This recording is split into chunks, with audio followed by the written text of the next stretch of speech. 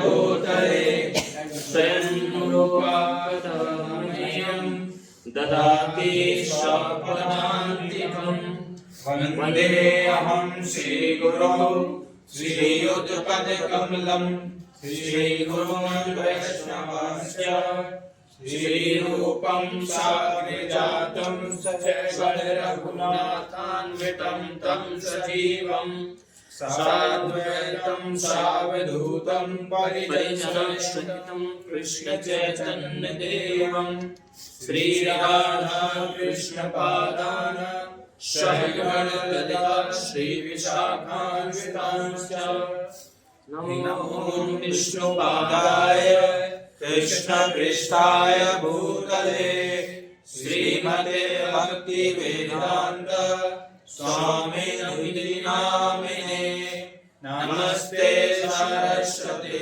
देवे गौरवाणी प्रचारिणे निर्विशेष शून्यवादी पाश्चात्यदेशकारिणे नमो महावदन्याय कृष्ण प्रेम प्रदायते कृष्णाय कृष्ण चैतन्य नामिने गौरतुसे नमः।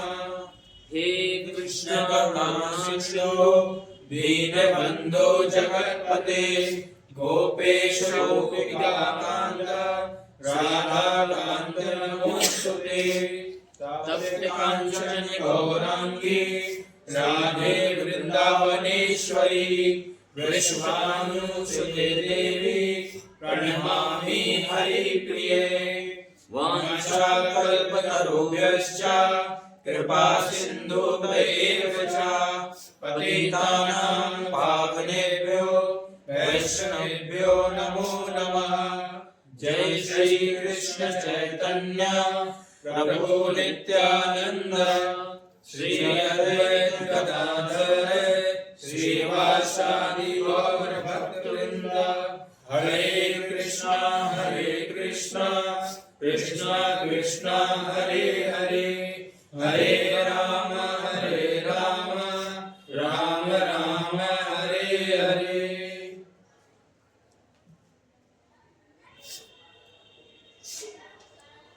हरे कृष्णा। हरे कृष्ण। तो आप सभी का बहुत बहुत स्वागत है भगवत गीता के सत्र पे। संडे को यहाँ पे होता है।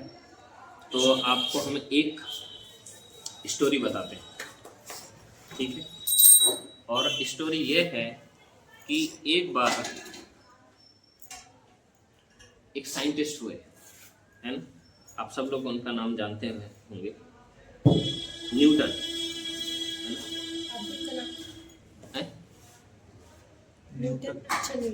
न्यूटन जिन्होंने गति के नियम, रिलेटिव उसका उन्होंने वो दिया, जो 3 प्रिंसिपल हैं जी। तो उन्होंने 3 न्यूटन के 3 नियम बहुत सबने 10th में पढ़ा। जब उन्होंने ये पूरा ये थ्योरी रिलेटिविटी की दी तो वो बहुत फेमस हो गई, है ना। और इसके बाद क्या हो गया कि वो बहुत जगह जगह पे उनको बुलाने जाने लग गए। वो जाते थे और एकदम जबरदस्त सेमिनार देते थे। सेमिनार देखते लोग एकदम हो जाते, अरे कितना विद्वान। एक बार क्या हो गया कि एक बार वो बीमार पड़ गए।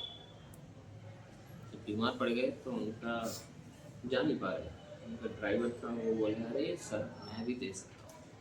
अरे तुम कैसे? अरे आपने इतने सारे सेमिनार दिए, मुझे भी याद हो गया, मैं भी बढ़िया से दे दूँगा।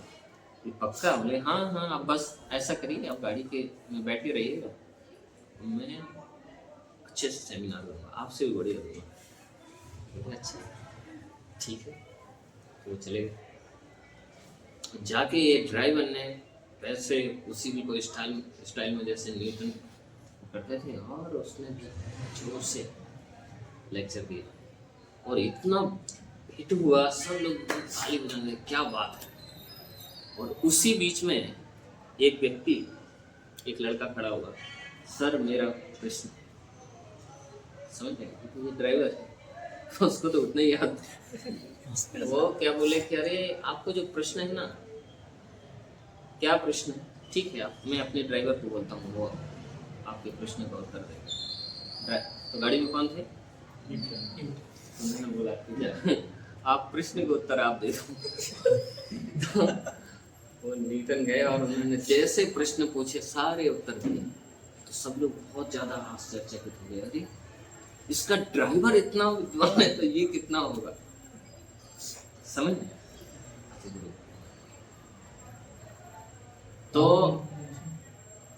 ये स्टोरी का जो मोरल है वो ऐसा ही समझिए कि अभी तक जो क्लास दे रहे थे निमाई हरिप्रभु, वो न्यूटन की तरह थे, ठीक है? हमको ऐसे समझिए ड्राइवर की तरह, ठीक है? फिर प्रश्न ज्यादा रह जाए तो आप उनको पूछिएगा, ठीक है? तो अभी ये जो भगवद गीता का सत्र चल रहा है, ये यहाँ तक हो गया है 9वें अध्याय का 27 श्लोक पढ़ना है, हो गया 28 हमको पढ़ना। तो देखिए यहाँ तक अभी तक जो वार्ता आई है ना, तो यहाँ पे पहले भगवान बताते हैं कि कैसे जो कोई देव यंति देव व्रता देवान पुत्र यंत्री पुत्र व्रता भूतेज्यंति भूतेज्य मध्या जनो अपि मां। मतलब जो देवताओं की पूजा करते हैं वो देवताओं के पास जाते हैं, है ना? क्यों? क्योंकि इससे पहले भगवान बताया अंत काले च मामेव स्मरणम मुक्त कलेवरम, जिसकी अंत के समय में जो चेतना रहती है उसके हिसाब से ही उसको दूसरा जीवन मिलता है, ठीक है? तो इसलिए यदि किसी का चेतना इस तरीके है, देवी देवताओं का पूजने का है, तो उसको उसी तरीके का दूसरा शरीर मिलता है ना? अभी सबसे बड़ी बात समझने का है कि यहाँ पे जो भगवान बता रहे हैं वो फिर इसके बाद आप देखेंगे पत्रम पुष्पम फलम तयम योम भक्त्या प्रेक्षति, आगे के श्लोक में कि अब देखो मुझे क्या है, मुझे आपको प्रसन्न करना है, मुझे यदि आप कुछ अर्पित करना चाहते हैं तो क्या बोल रहे हैं भगवान? पत्र दे दो, आपके पास पत्र नहीं है पुष्प दे दो, पुष्प नहीं तो फल दे दो। लेकिन कभी ऐसा नहीं होगा कि ये भी नहीं है, पानी तो होगा ही होगा, है कि नहीं? तो भगवान को क्या बोल रहे हैं? आप मुझे यही अर्पित करो, है ना? इतने से ही मैं प्रसन्न हो जाऊंगा। तो देखिए ये पूरा जो सिस्टम है भगवान ने ही बनाया, भगवान ने ही सारे ये देवी देवता बनाए। मैं आपको एक उदाहरण बताता हूँ क्यों ये जानना बहुत है। और अभी भगवान क्या बोल रहे हैं कि आप मेरा डायरेक्ट पूजा करो, है ना? मन मना वो भक्तो मद्दा जीव नाम नमस्कुरु। अभी सिस्टम किन्होंने बनाया है? भगवान ने ही बनाया, है ना? और भगवान क्या बोल रहे हैं कि नहीं, आप मुझे डायरेक्ट ऑफर करिए, आपको ये देवी देवताओं वाले मार्ग में जाने का आवश्यकता नहीं। तो इसको समझिए, इसमें बहुत गहन वो है। आप ऐसे समझिए जैसे कि मान लो महुआ में जो डिस्ट्रिक्ट मजिस्ट्रेट है, ठीक है, अभी बाकी जो एसडीएम है ना, हवलदार, बाकी जो डिपार्टमेंट है सारे के उन्हीं की सेवा के लिए। अभी मान लो आपका डायरेक्ट कनेक्शन डीएम से है ना, और आपको कुछ कार्य कराना है, तो पहले कैसा है कि पहले वो जाके तहसील में जाएगा, है ना, फिर वो रिफर ऊपर करेगा, फिर ऐसे ऐसे करते करते डीएम तक पहुंचेगा।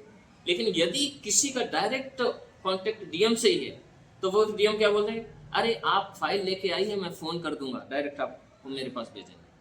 फिर वो ये नहीं बोलेगा नहीं आप इसके पास जाओ, इसके पास नहीं, मेरे पास ही आना, तो डायरेक्ट आओ ना। तो हालांकि ये पूरे देवी देवता किसकी ही संरचना है? भगवान की ही संरचना है। लेकिन जो व्यक्ति है डायरेक्ट भगवान को पूजना या सब जानता ही नहीं, उसका संबंध है ही नहीं, तो भगवान ने ये भी व्यवस्था बनाई है, ठीक है आप देवी देवताओं को भी पूजते पूजते धीरे धीरे आपका शुद्धिकरण होगा और आप मेरे तक पहुंच पाओगे। लेकिन जो डायरेक्ट भगवान को समझ गया है तो वो यदि इनको नहीं डायरेक्ट भगवान को ही पूजा करता है तो भी कोई दिक्कत नहीं है। इसका उदाहरण कैसे है? यथा तरोर मूल निसंचनेन तृप्तन्ति भुजकन भुजोपशाखा प्राणो आहाराच यथेन्द्रियाणाम। मतलब क्या है कि जिस प्रकार से किसी वृक्ष के जल में पानी डालते हैं तो कौन कौन तृप्त होता है? पूरे पेड़ के साथ में शाखा भी हो जाएंगे, पत्ते भी हो जाएंगे, फूल भी हो जाएंगे, फल भी हो जाएंगे, है ना। तो जैसे हम अपने पेट में भोजन डालते हैं, है ना, तो सबको संतुष्टि मिल जाता है। हाथ पैर सारी इंद्रियां, है कि नहीं। मान लो हमारे हाथ पैर इंद्रियों सब में झगड़ा हो जाए और ये सोचेंगे नहीं नहीं अभी जो ये भोजन है हम पेट में नहीं डालेंगे, हाथ बोले नहीं नहीं मैं चलूंगा ही नहीं, ये सब कुछ जितना मेहनत करना पड़ता है पेट के लिए, तो फिर क्या होगा, 8 दिन के बाद यही काम करना बंद कर देंगे। कहने का मतलब क्या है? कहने का मतलब ये है कि यदि केवल हम भगवान की भक्ति करते हैं तो बाकी जो चीजें हैं वो ऑटोमेटिक तृप्त हो जाती है। वो यदि केवल श्री कृष्ण की वर्शिप करता है, राम की वर्शिप करता है ना, तो उनको बाकी जो जो ईश्वर है, ईश्वर तत्व है, उसको वक्त तो बाकी जो स्वयं से ही संतुष्ट हो जाते हैं। यदि ईश्वर परमा कृष्ण, सभी ईश्वरों में जो परम है वो कौन है? कृष्ण है। उनकी यदि कोई वर्शिप करता है, उनका पूजा करता है, उनको ही अपना आराध्य मानता है, बाकी देवी देवता उससे संतुष्ट ही रहते हैं। तो कभी ये विचार में नहीं आना चाहिए अरे मैं केवल कृष्ण की पूजा कर रहा हूं तो मैं बाकी की पूजा नहीं कर पा रहा हूं। नहीं, आप बाकी की भी कर रहे हैं। ये उसी तरीके है कि आप जैसे पेड़ के जड़ में पानी डाल रहे हैं तो आप कुछ पत्ते और इसके डालने की आवश्यकता नहीं है। ठीक है। अब देखिए यहाँ पे भगवान ने अभी ये बताया कि कैसे आप जो भी कार्य करो वो किसके लिए करो? मेरे लिए करो। अभी देखो यहाँ पे जो श्लोक संख्या 27 है, ये इसमें क्या है? यत् करोसि यस् अभ्नासि यत् जुहोसि ददासि यत् तपस्यसि कौन्तेय तत् कुरुष्व मदर्पणम। मतलब देखिए यहाँ पे भगवान बोल रहे हैं कि आप जो कुछ भी है वो सारा का सारा आप मुझे ही अर्पित करिए। ठीक है। तो मतलब जो आप तपस्या कर रहे हैं किसके लिए करना है? भगवान के लिए। अभी हम सब स्टडी कर रहे हैं, है ना? हम स्टडी कर रहे हैं तो किसके लिए करना चाहिए हमको? है?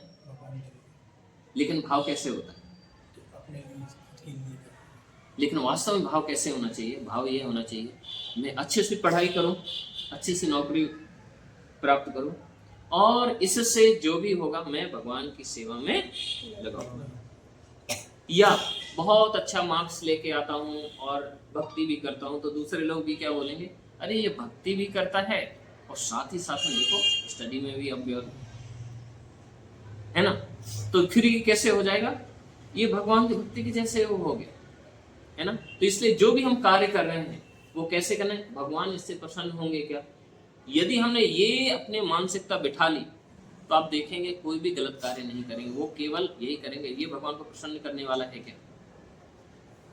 तो इवन अपने आप से ईमानदार रह के हम परिश्रम करेंगे, है ना। और ऐसे समझना चाहिए देखो सफलता के लिए 5 चीजों की आवश्यकता होती है, तो भगवद गीता में ही आएगा। पहला है आत्मा, भगवान और हमारा एंडवर्स जो हम परिश्रम करते हैं, काल और परिस्थिति। तो जब ये 5 फैक्टर एक साथ आ जाते हैं तो लोग सफल हो जाते हैं। और जब ये 5 में से एक भी कम है तो सफल नहीं हो पाते। किसी ने बहुत मेहनत की, ठीक है, अब उसमें भगवान की कृपा नहीं है ना, परिस्थिति ही नहीं बन रही। किसी ने पूरा एग्जाम का तैयारी किया है, बहुत मेहनत की है और जिससे एग्जाम में उसी दिन बीमार पड़ गया, कार्य किया क्या? तो मतलब ये 5 फैक्टर होने चाहिए सफल होने के लिए। इसलिए ये 5 फैक्टर कैसे हमारे उसमें आएंगे? यदि सब कुछ हम भगवान की प्रसन्नता के लिए ही करें, है ना।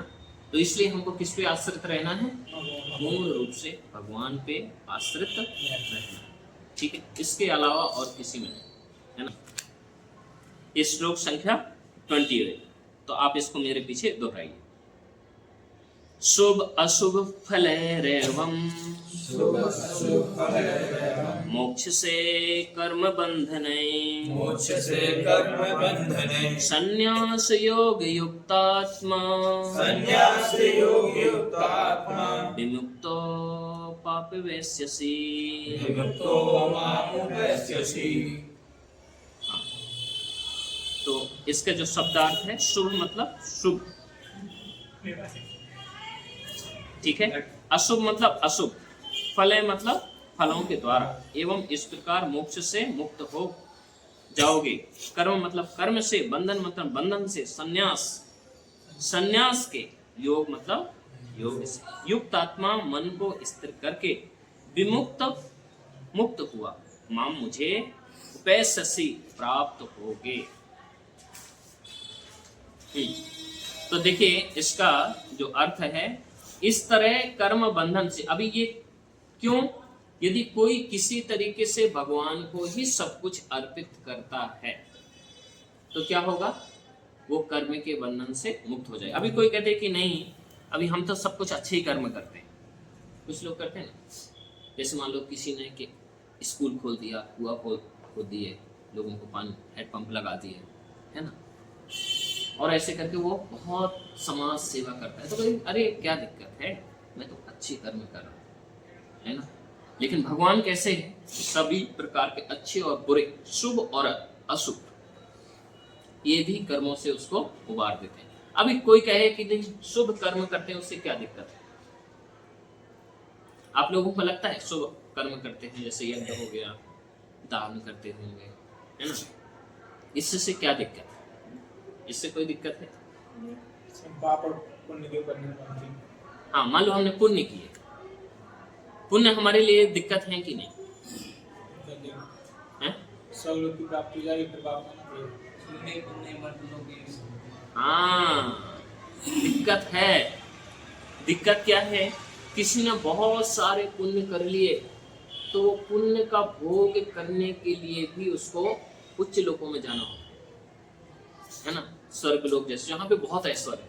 लेकिन दिक्कत क्या है, जैसे ही वो पुण्य कर्म आपके खत्म हुए फिर धर्म से नीचे, समझ रहे? तो इसका मतलब क्या है, ये क्या पूरा भौतिक लोक ही, समझ रहे हैं, पाताल लोक से लेके ब्रह्मा जी तक भौतिक लोक ही है। और भौतिक लोक में सबसे बड़ा दिक्कत क्या है ना, भौतिक लोक में दिक्कत क्या है? हरे कृष्णा, यहाँ पे ध्यान दीजिए, भौतिक लोक में दिक्कत क्या है? कष्ट है, चिंता है, और भौतिक लोक का सबसे बड़ा दिक्कत है यहाँ पे जन्म मृत्यु का चक्कर है। जन्म मृत्यु के चक्कर से किसी भी लोक में आप निकल नहीं सकते।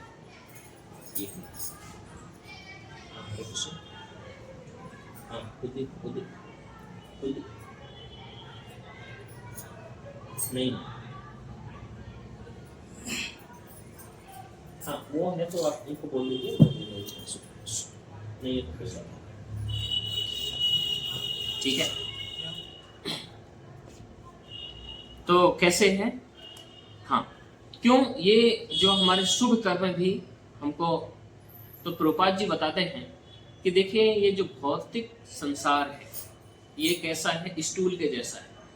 स्टूल सूखा हो या गीला हो, भ्रष्टा, वो दोनों स्टूल ही है कि नहीं। तो वैसे किसी को स्वर्ग प्राप्ति होता है तो वहां पे भी उसको भोग मिलेगा, लेकिन वो जैसे उसके पुण्य खत्म हो गए तो फिर वही दिक्कत में आ जाएगा। वहां पे तो और कैसा है, तो इसी व्यक्ति का जन्म हुआ और जन्म से तुरंत बड़ा हो जाता है, ठीक है, और जैसे खत्म हो गया तो तुरंत उसको मृत्यु भी होती है।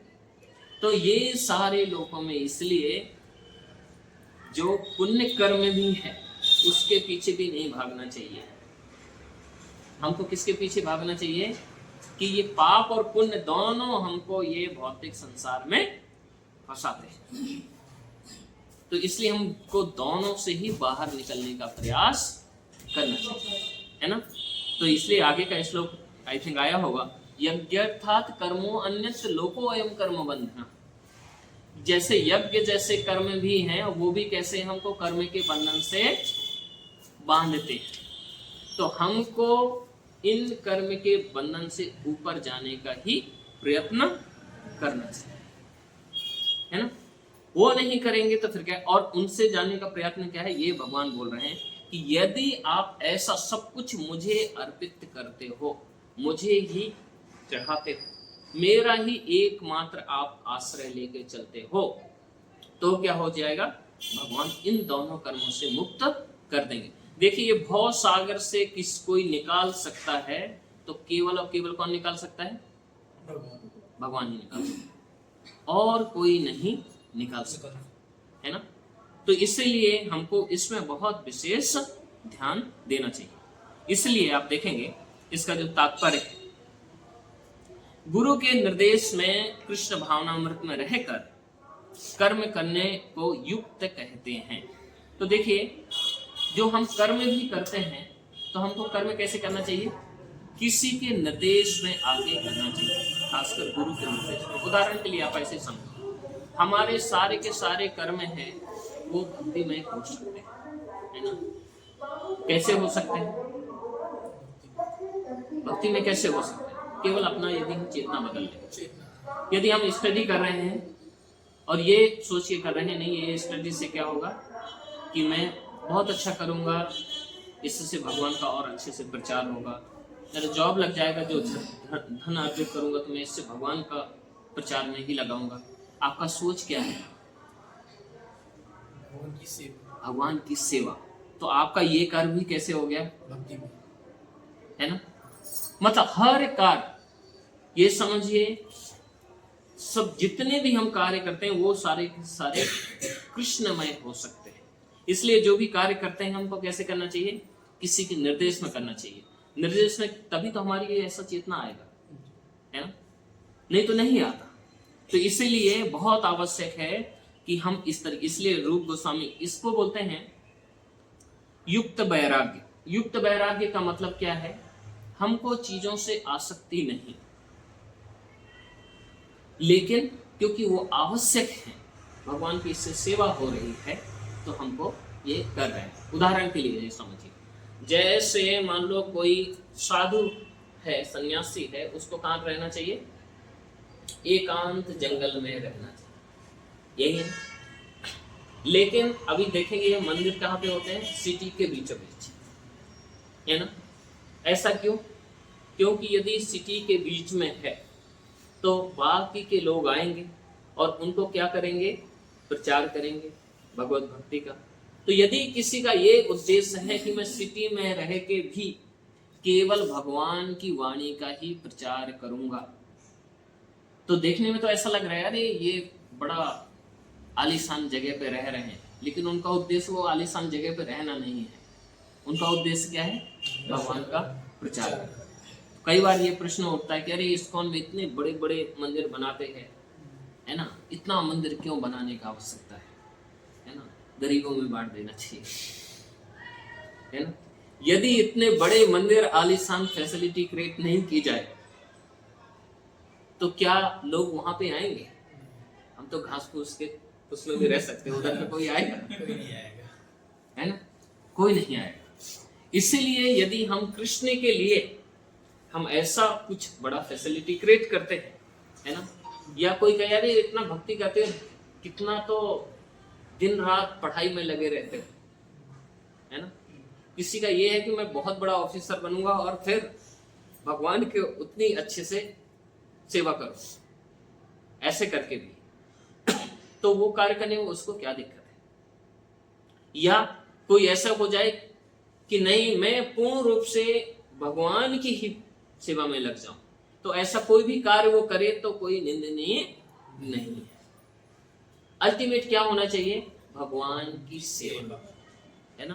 तो यहाँ पे जो युक्त वैराग्य का प्रिंसिपल आता है कि विषय वस्तु है, देखने में ऐसा लगे कि अरे ये विषयों में लिप्त है, लेकिन वास्तव में उसका ध्येय है वो नहीं।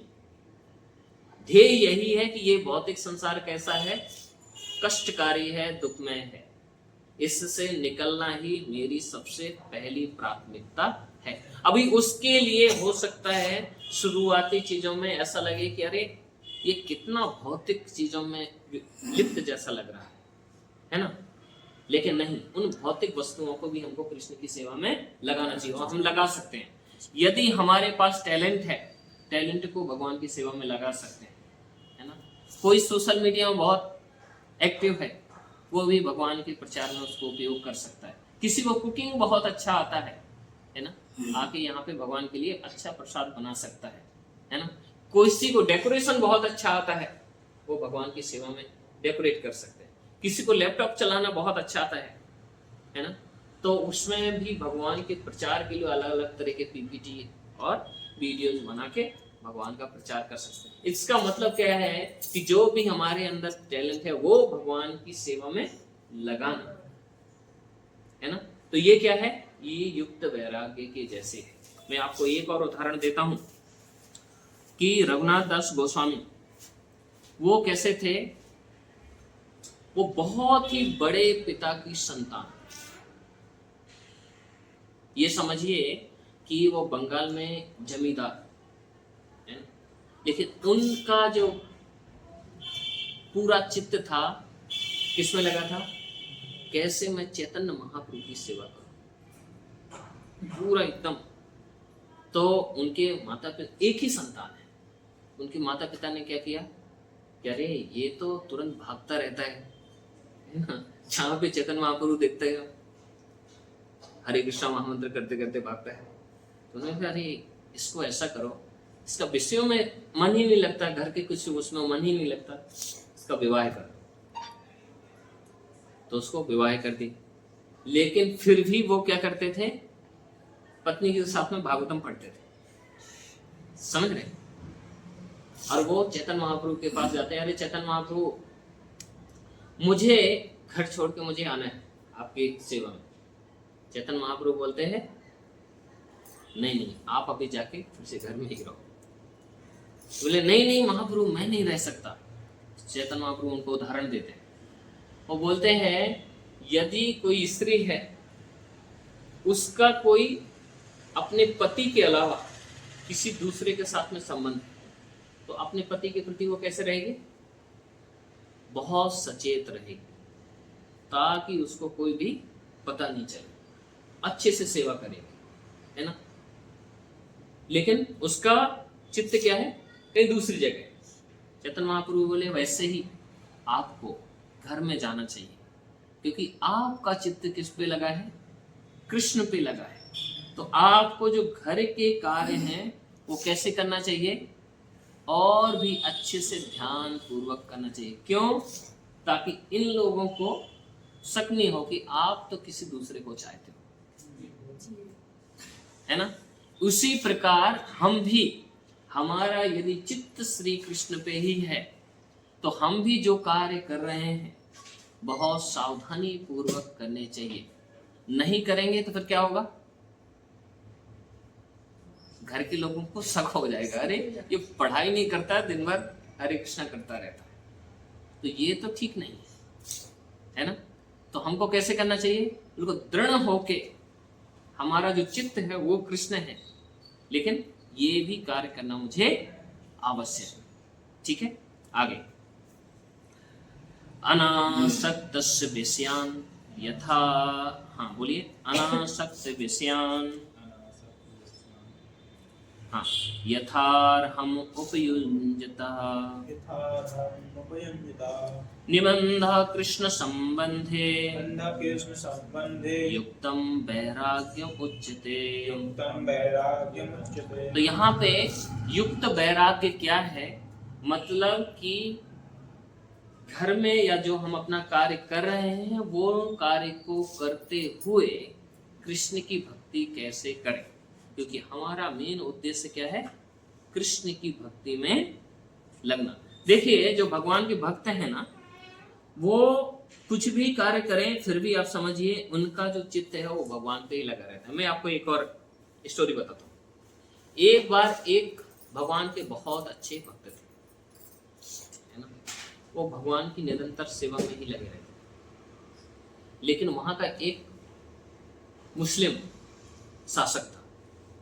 उसने क्या किया, एक, और ये भक्त थे भगवान, कवि भी थे, तो क्या बोले कि अरे एक कवि, उसने सभी कवियों को बुलाया और उसमें कवि पे लास्ट में क्या उसको बोलना था कि जो भी है ना इस्लाम को नहीं मानता वो क्या है? वो काफिर है। काफिर मतलब कि निकृष्ट है ऐसा। अब ये तो भगवान के भक्त हैं, और उसमें ये भी था कि कुछ भगवान को क्रिटिसाइज भी करना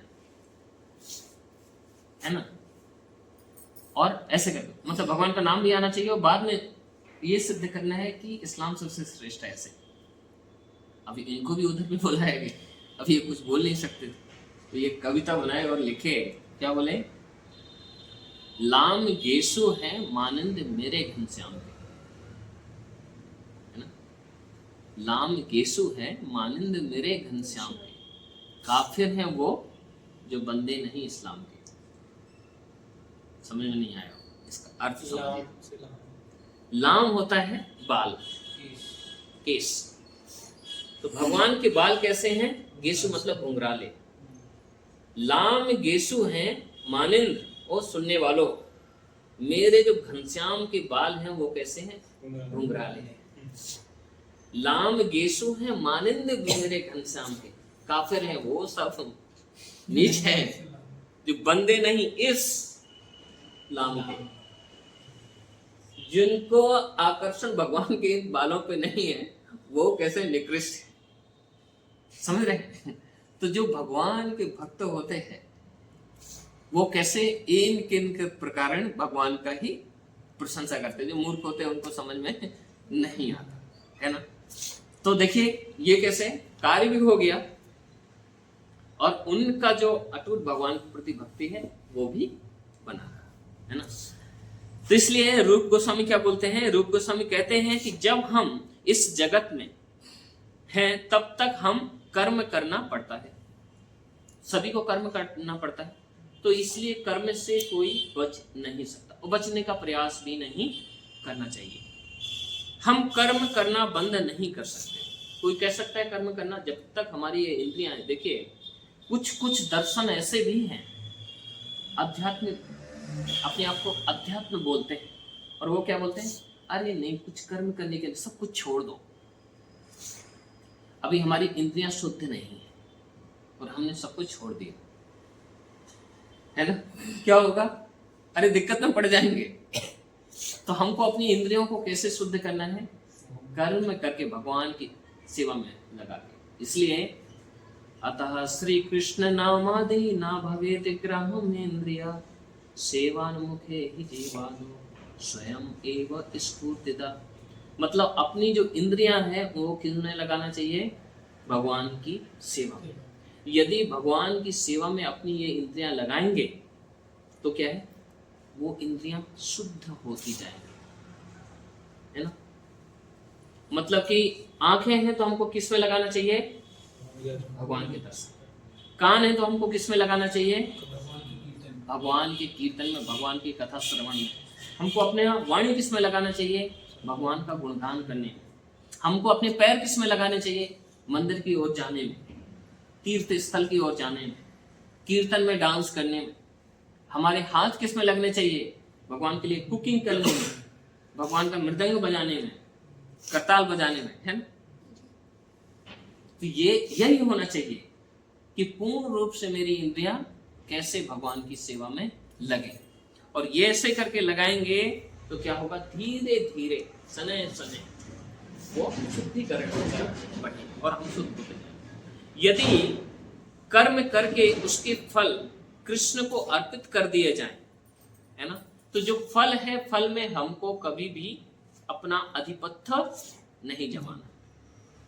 जो भी कार्य कर रहे हैं, कार्य करने में बिल्कुल हमारे ब्लड के हर कण कण से वो कार्य करने के लिए उत्साह दिखना चाहिए, है ना। उससे पीछे नहीं जाना चाहिए। कोई भी कार्य बिल्कुल, है ना, कोई कार्य कर रहे हैं तो ऐसा नहीं है, कोई स्टडी कर रहा है तो बिल्कुल ऐसे कड़कड़ से वही आना चाहिए, लेकिन उसका फल किसको अर्पित करना है? एग्जाम दे दिया, फिर वो क्या होगा वो तो मैंने कर दिया, अब आपके हाथ में है कि नहीं?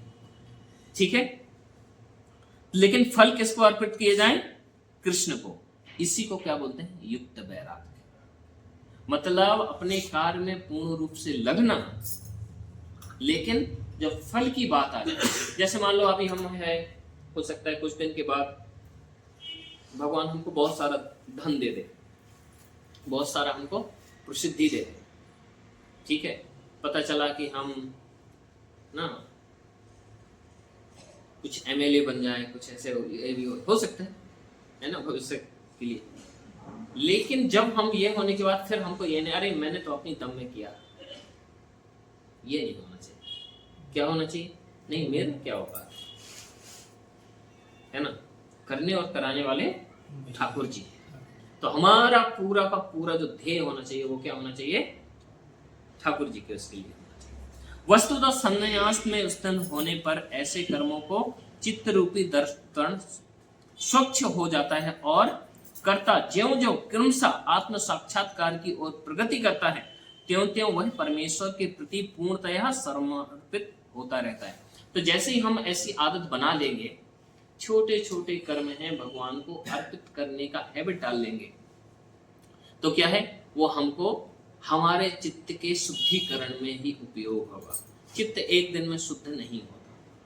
हमने जो करोड़ों करोड़ों जन्म से अखंड पहाड़ों के जैसे ना गंदगी अपने हृदय में बसाई हुई है, अलग अलग वासनाओं की, वो एक दो दिन में नहीं छूटने वाला, याद रखो, है ना।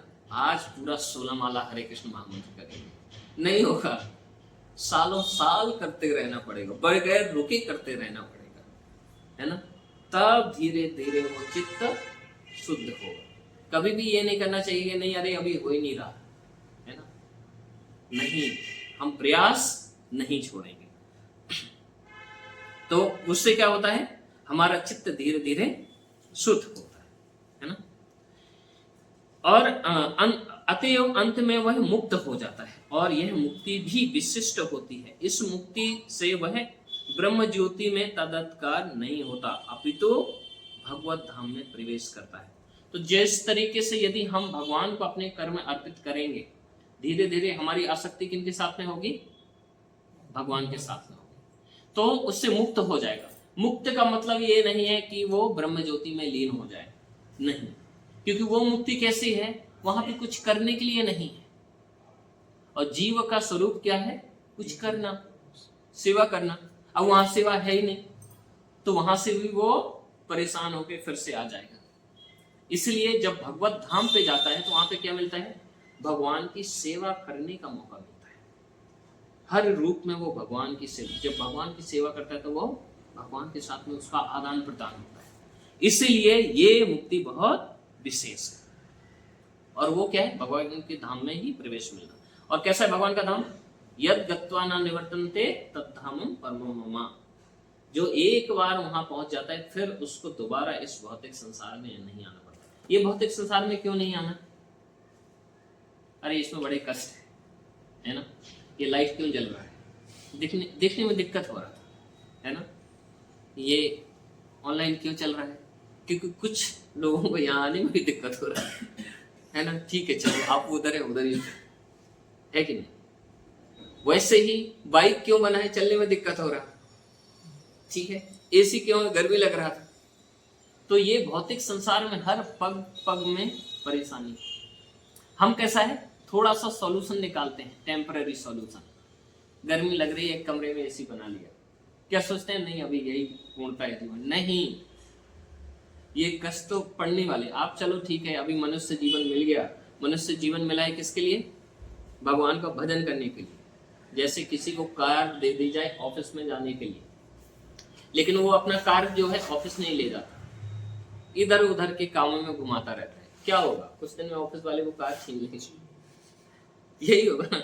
ऐसे हमको ये मनुष्य जीवन मिला है भगवान की भक्ति करने के लिए, वो नहीं करेंगे तो क्या है, कुछ समय के बाद ये छीन लिया जाएगा। और फिर दूसरा कौन सी कार दे दी जाए समझ नहीं, है ना। दूसरा जीवन किसका मिल जाए? कुत्ते बिल्ली का कोई भी मिल सकता है। फिर क्या है, फिर हम ये अपॉर्चुनिटी खो बैठेंगे। इसलिए बहुत आवश्यकता है कि इस चीज में विशेष ध्यान देना, है ना। यह स्पष्ट उल्लेख है माम उपेस्यसि, वह मेरे पास आता है। ये देखिए भगवान का बड़ी अनुकंपा है। देखो जो भगवान के भक्त हो जाते हैं उनको ही भगवान इतना क्लियर बोलते हैं, है ना। और किसी को नहीं बोलते, है ना। जो बहुत खास होगा तभी बोलेगा, नहीं मैं कह रहा हूँ तुम मेरे पास आ जाओ, है ना। तो इसलिए भगवान क्या बोल रहे हैं कि यदि आप इस तरीके से अपने सारे कर्म मुझे ही अर्पित करते हो तो क्या हो जाएगा, आप मेरे पास ही आओगे, अर्थात मेरे धाम वापस आता है ना। मुक्ति की 5 विभिन्न अवस्थाएं हैं और यहाँ यह स्पष्ट किया गया है कि जो भक्त जीवन भर परमेश्वर के निर्देश में रहता है वह ऐसी अवस्था को प्राप्त हुआ रहता है जहां वह से शरीर त्यागने के बाद भगवत धाम जा सकता है और भगवान की प्रत्यक्ष संगति में रह सकता है। तो यदि कोई भगवान के धाम में जाएगा तो क्या है, डायरेक्ट भगवान की संगति मिलना। देखो भगवत धाम बहुत विशेष है। भगवत धाम कैसे विशेष है, वहां पे कोई यदि व्यक्ति चलता है तो चलना भी वहां पे डांस है, कोई यदि बोलता है तो बोलना भी वहां पे क्या है, गीत है, समझे। वहां पे जो पेड़ है कैसे है, चिंतामणि है। ये भौतिक संसार में ऐसा नहीं। और यदि हमारी इंद्रियां शुद्ध नहीं है, जब हम छोटे छोटे कर्म भगवान को अर्पित करते हैं तो क्या होता है, हमारी इंद्रियां शुद्ध होती, प्योर होती। और इंद्रियां प्योर नहीं है तो दिक्कत क्या हो जाएगी। तो एक बार एक व्यक्ति थे, ठीक है, और वो जंगल में जा रहे थे। तो क्योंकि भगवत धाम में कैसे कल्प तरु है, जो भी इच्छा करें वो हमको तुरंत प्राप्त हो जाता है ना। तो ये व्यक्ति जब जा रहे थे तो ये भी क्या हुआ, एक कल्प तरु उनको जंगल में मिल गया, ठीक है। तो अभी ये चलते चलते बड़े थक गए थे, और थक के जैसे वहां पे बैठे क्या सोचने लग गए कि अरे कहीं पानी मिल जाता तो बड़ा अच्छा होता, छाया तो बड़ी अच्छी मिल गई। तो वो पेड़ क्या था, कल्पतरु। तुरंत बिस्लरी की बोतल लाके गिरने लगे, जिसके बाद ये पानी मिल गया। फिर क्या सोचने लग गया, अरे पानी हो गया, कहीं भोजन भी हो जाता तो और भी आनंद आ जाता, है ना। तो तुरंत वहां पे 56 प्रकार के भोजन आ गए, उसने भोजन किया। अभी क्या सोचने लग गया, अरे चारपाई आ जाता तो और भी अच्छा रहता, चारपाई भी आ गया। फिर तब तक इसको क्या समझ में आया कि अरे ये बड़ी विशेष जगह है, इधर जो कुछ भी बोलो तुरंत पूरा हो जा रहा है ना। तभी इंद्रियां शुद्ध नहीं है।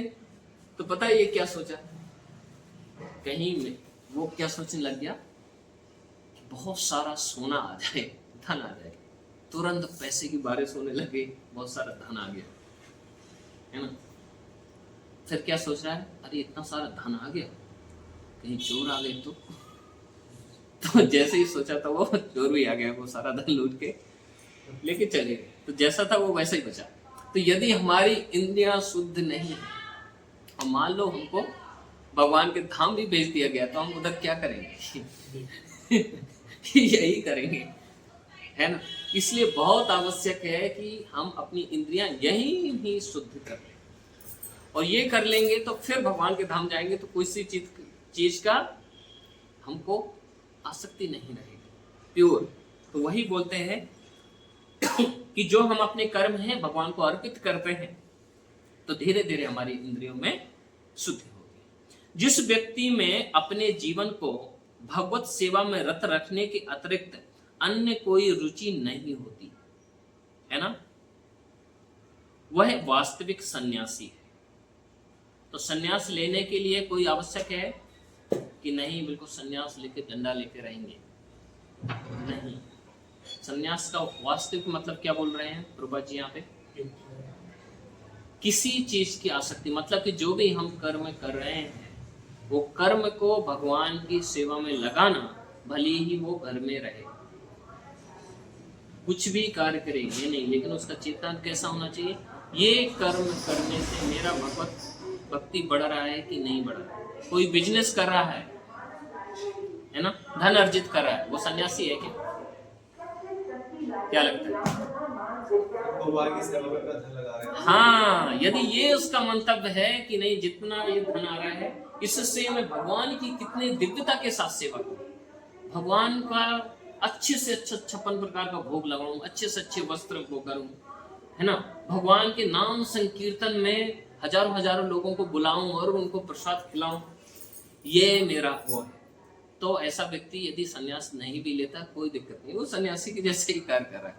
किसके लिए कर रहे हैं? केवल भगवत भक्ति के लिए, भगवत प्रचार के लिए, है ना।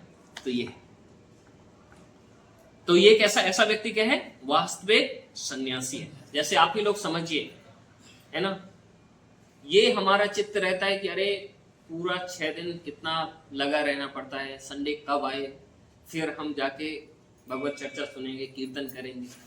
हमारा चित्त यदि यही लगा रहता है तो ये भी कैसा हो गया? ये भी एक उच्च अवस्था ही हो गया, है ना। पूरा ये अरे इतना सारा हुआ, मैं भगवान का नाम नहीं ले पा रहा, अरे मेरा कितना मन है कि बैठ के एक जगह, है ना, पूरा भगवत गीता पढ़ूं, भागवतम, बस इसी में लगा रहूं, लेकिन समय नहीं मिल पा रहा है ना, कई बार है। और जैसे संडे आया, क्या है प्रभु जी बताइए, आके पूरा सेवा कर रहे हैं, हरि नाम कर रहे हैं, पूरा नहीं, अभी एक ही दिन मिला है तो इतना करेंगे कि पूरा 6 दिन के लिए बैटरी चार्ज, समझ रहे? इस तरीके का भाव रहेगा तो ये भी क्या है? ये भी भगवत भक्ति की उच्चतर अवस्था ही है। तो यही हमको अपने चित्त में रखना चाहिए। ऐसा व्यक्ति भगवान की परम इच्छा पर आश्रित रहते हुए अपने को उनका नित्य दास मानता है। वो कौन व्यक्ति ये कर सकता है? जो भगवान का अपने आप को दास मानता है।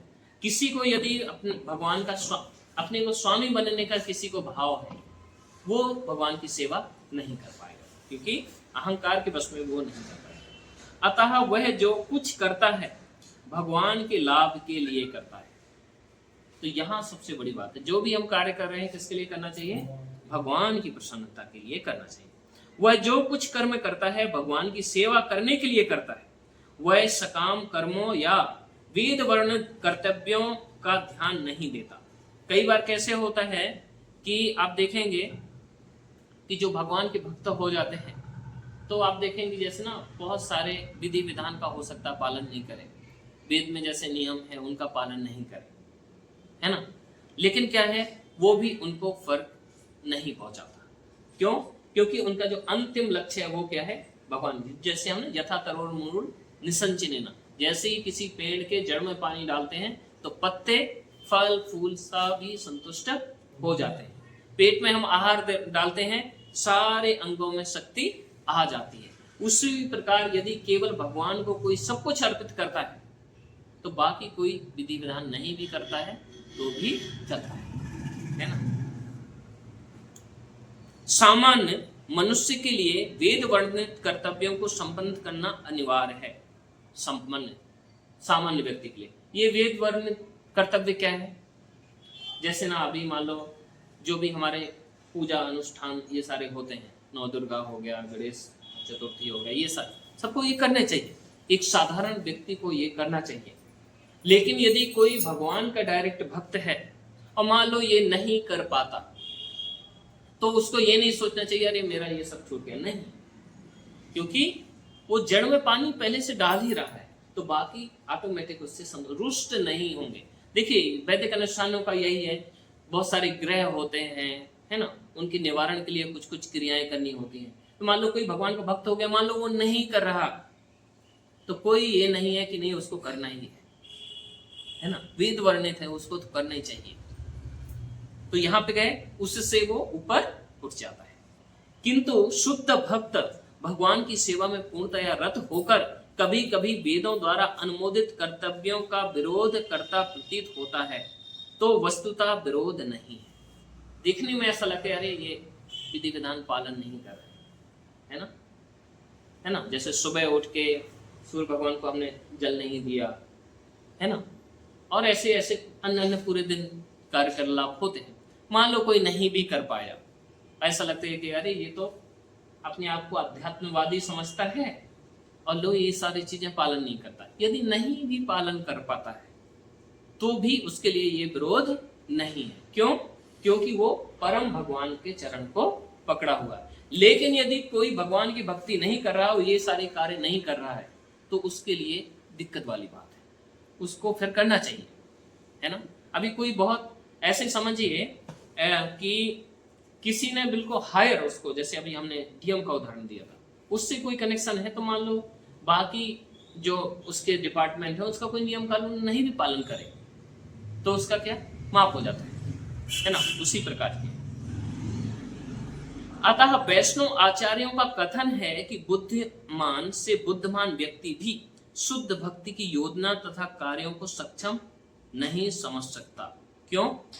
यदि कोई भगवान का भक्त नहीं है, भले ही उसको कितना भी बुद्धि है ना, फिर भी वो कार्यों को श्रेष्ठ तरीके से नहीं करते। कितने सारे आप देखेंगे साइंटिस्ट लोग होते हैं, ये सारे बुद्धिमान होते हैं, लेकिन कहाँ, वो तो क्या शास्त्रों की बात, क्या नॉर्मल जो है ना नैतिक कर्तव्यों का भी पालन नहीं करते। कितने सारे साइंटिस्ट और डॉक्टर बहुत पढ़े लिखे होते हैं, क्या बोलते हैं, जीवों की हत्या करो, इससे खाओगे आपका विटामिन बढ़ जाएगा, ये हो जाएगा, वो हो जाएगा, है ना, बोलते ही नैतिक नियमों का भी पालन नहीं करते। तो ये कैसा है, ये भगवान का भक्त हो जाता है, उसी को ये समझ में आता है, बाकी लोग इसके सक्षम ही नहीं होते। ठीक शब्द में है, जहां वाक्य क्रिया मुद्रा बेगे ना बुझाए। ये चैतन्य चरितामृत में है कि कई बार जो वैष्णव गण हैं उनको लगेगा कि अरे ये कैसे कार्य कर रहे हैं, है ना। कई बार ऐसे बोलते हैं, खासकर घर में तो बोलते हैं, कोई स्टूडेंट है भक्त बन गया, अब वो केवल जप करता है ना, भगवान का सेवा करता है, और फिर इसके बाद घर में मान लो कोई दुर्गा पूजा हुआ, है ना, या कुछ ऐसे, तो वो क्या बोलता, अरे अरे मैं इसमें भाग नहीं लेता तो घर वाले वो हो जाते हैं, अरे अपने आप को इतना बड़ा भक्त बोलता है, कोई भी पूजा होता है ये आता नहीं है, बोलते हैं ना। तो उसमें कैसा है, हमको वो नहीं करना चाहिए, विभेद नहीं करना चाहिए, क्योंकि अभी क्या है, वो वैष्णव बन गया है। वैष्णव क्रिया बोलता है, बेगी ना बुझा, उसकी क्रियाकलापों से ऐसा नहीं, उसके द्वेष दृष्टि नहीं करना चाहिए, अरे ये नहीं करते, ये नहीं। भगवान के शुद्ध भक्त हैं और वो कार्य कर रहे हैं। इस प्रकार जो व्यक्ति भगवान की सेवा में रत है, वह निरंतर योजना बनाता है कि किस तरह भगवान की सेवा की जाए। ये है भगवान के भक्त का सबसे चरम लक्षण। वो निरंतर एक ही चीज में लगता है कि कैसे भगवान की सेवा अच्छे हो, कैसे मेरा जो लगाव है भगवान से और करीब होता जाए, मैं कैसे भगवान के और पास आता जाऊं। ये है, उसे ही वर्तमान में पूर्णतया मुक्त मानना चाहिए और भविष्य में उसका भगवत धाम जाना ध्रुव है ना, मतलब निश्चित ही। कि देखो शुरुआत में ऐसा लग सकता है कि अरे ये चीजें ये वो नहीं कर रहे, ये केवल हरि नाम संकीर्तन करते हैं, यज्ञ नहीं करते, है ना, आहुति डालने ही कोई, अरे नहीं मेरा यज्ञ यही है, हरे नाम कृष्ण महामंत्र करना, है ना। तो देखने में ऐसा लगे कि अरे ये क्या कर रहे हैं, लेकिन यदि क्योंकि वो हरि के भजन में जो कलयुग का वास्तव मूल धर्म है उसमें लगा हुआ है, तो वो अंत उसमें भगवान के धाम जरूर जाए, है ना। जिस प्रकार कृष्ण आलोचना से, हाँ, जिस प्रकार कृष्ण आलोचना से परे है, कृष्ण की कभी कोई आलोचना नहीं कर सकता, सबसे वो परे है, उसी प्रकार वह भक्त भी सारी भौतिक आलोचना से परे हो जाते हैं। तो कई बार जब हम भक्ति करते हैं तो कई लोग हमको ताने मारने वाले रहेंगे, है ना, अरे ये नहीं करते, बस इनको बस इससे ही मतलब है, बहुत ताना मारे, है ना। क्या करता रहता है, सुबह जल्दी जग जाता है ना, चैंटिंग में लग जाता है, तो बाकी नहीं, मंदिर अंदर उसको जाने को बोल दो तो जाते नहीं, केवल, है ना, हरे कृष्णा, बहुत सारे ताना मिले। उससे हमको क्या है, आलोचना से दूर रहना चाहिए। क्यों? भक्त के लिए वो आलोचना कार्य नहीं कर, क्योंकि जैसे भगवान सब चीजों से वो है, ऐसे भक्त भी ये भौतिक आलोचनाओं से, क्योंकि उसका ध्येय क्या है, ये भौतिक संसार का लाभ प्राप्त करना नहीं है। भक्त का जो ध्येय है भौतिक सुख सुविधा प्राप्त करना नहीं है। देखिए जो ध्रुव महाराज हैं, उनका पहले ध्येय क्या था, उनका ध्येय था कि उनके जो परम पिता है ब्रह्मा जी, उनसे भी बड़ा उनको राज चाहिए था। और उसके लिए वो तपस्या करने लगे और तपस्या करते हैं, घोर तपस्या करते हैं। कैसी तपस्या करते हैं मालूम? पहले 6 महीने वृंदावन में निधिवन में वो तपस्या करते हैं ना। पहले 6 महीने, पहले 1 महीने में क्या करते हैं, वो फास्टिंग करते हैं, कुछ नहीं खाते। फिर कुछ दिन के बाद देखे अरे भगवान आ ही नहीं रहे, तो वो क्या करते हैं, केवल जल लेते हैं। फिर देखते अरे अभी भी भगवान नहीं आ रहे, जल भी छोड़ देते। लास्ट का जो महीना रहता है 1 महीना, तो उसमें क्या करते हैं, वो हवा भी छोड़ देते हैं, सांस लेना भी बंद कर देते हैं। भगवान कैसे हैं? उनके हृदय में, और बाहर क्या है, भगवान का ही संरचना है। तो जैसे ही उन्होंने सांस रोका तो क्या हुआ, सारे जितने भी भौतिक संसार, सारे प्लैनेटरी सिस्टम, उसका हवा बहना ही बंद हो गया, सब कुछ सफोकेशन होने लग गया। अरे हो क्या रहा है? सारे दौड़े दौड़े ब्रह्मा जी के पास गए। फिर ब्रह्मा जी बोले अरे मुझे भी मालूम नहीं क्या है। फिर जाते हैं भगवान के पास, तो भगवान बोलते अरे हाँ, मेरा एक भक्त है, वो तपस्या कर रहा है, उसके कारण इतना समस्या हो। ठीक है, आप लोग बोल रहे हैं तो मैं जाता हूँ उसको दर्शन देने के लिए, है ना। तो भगवान उसके पास जाते हैं, और जैसे ही जाते हैं और ध्रुव महाराज जैसे ही दर्शन करते हैं, अभी इनके अंदर इच्छा हो रहा था कि अरे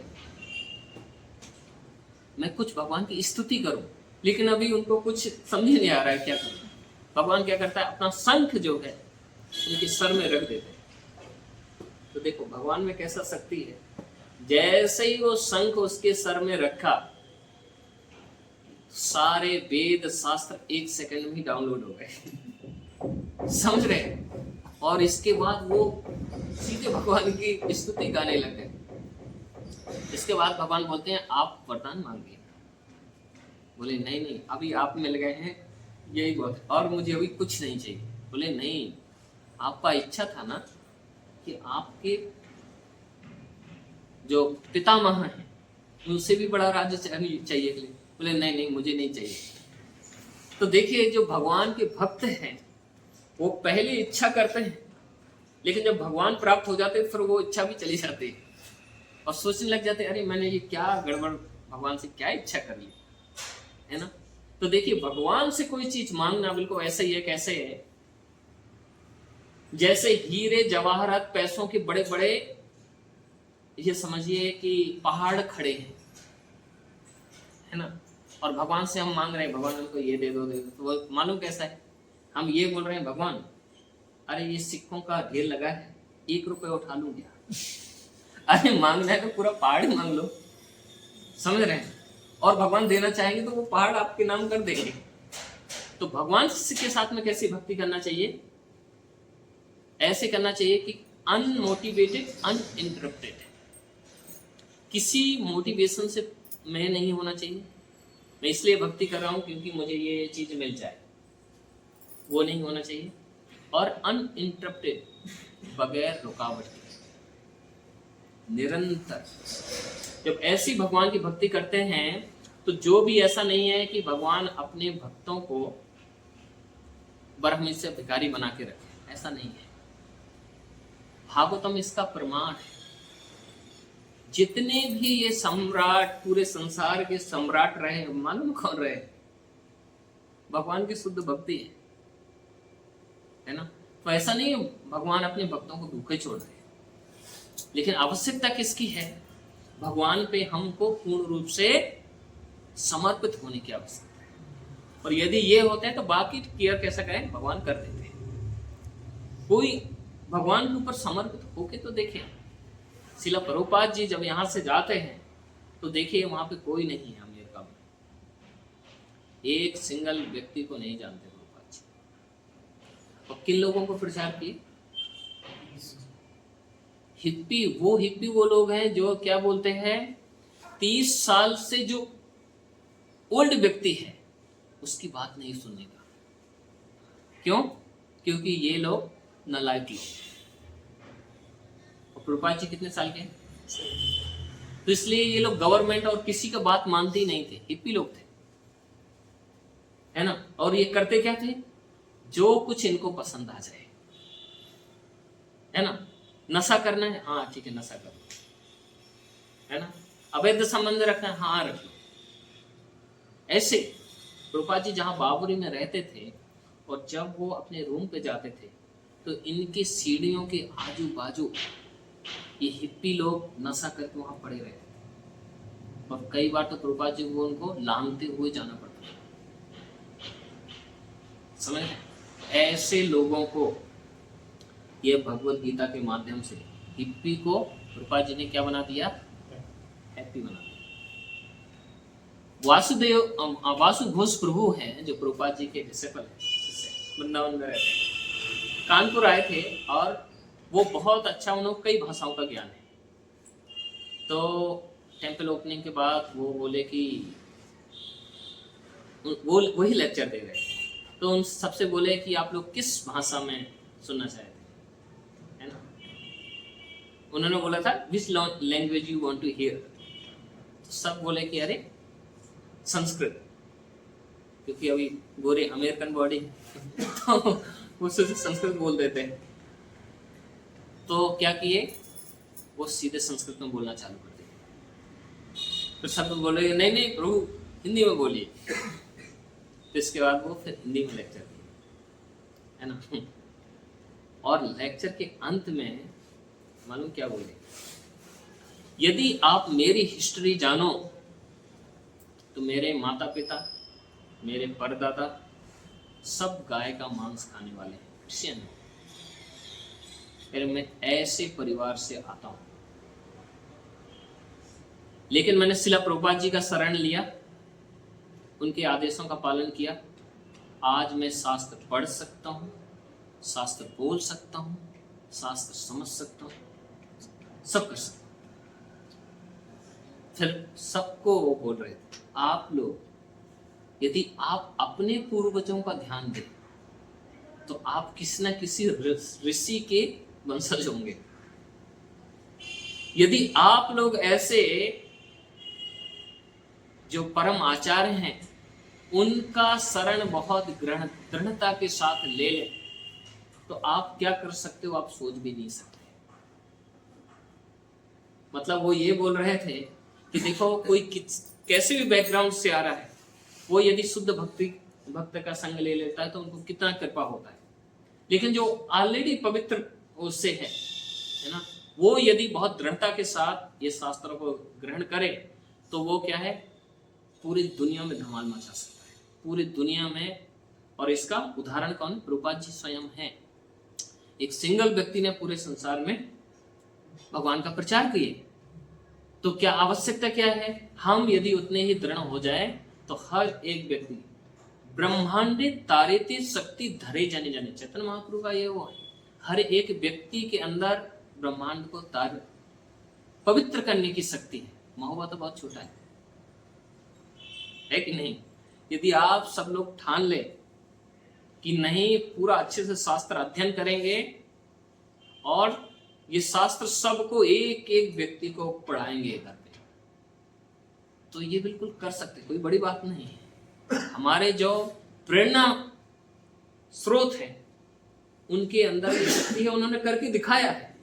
ऐसा नहीं कि हमारे पास एग्जाम्पल नहीं, या ऐसा नहीं कह सकते नहीं प्रभु हम तो बहुत पढ़ते हैं अभी किसको बोले क्या बताएं, नहीं। अरे हमसे भी गिरी हुई परिस्थिति, बदतर परिस्थिति में जाके उन्होंने ऐसा किया है ना।